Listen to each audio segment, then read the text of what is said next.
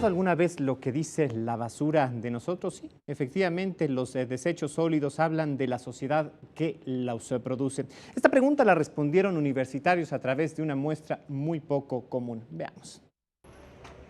¿Sabía usted que a través de la basura se pueden estudiar las características de la sociedad de un país, sus costumbres, su cultura, su arquitectura y antropología? Mediante la exposición Transformaciones Residuales, alumnos de la Universidad del Claustro de Sor Juana diseñaron una exposición que explora distintos objetos pepenados por el colectivo internacional 3. 3 es un colectivo que se conformó en 2009 por 3 artistas que son Ilana Volfinic, Mariana Mañón y Rodrigo Viñas. Ellos trabajan sobre la basura.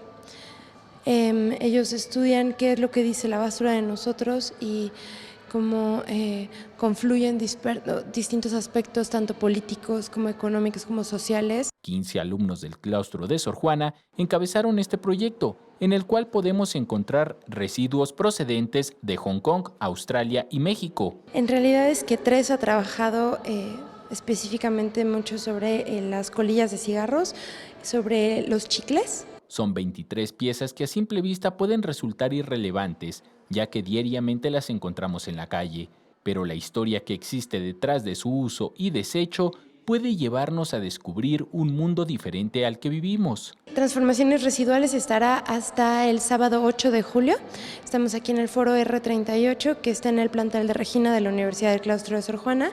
Está abierto todos los días, de lunes a viernes, de 10 de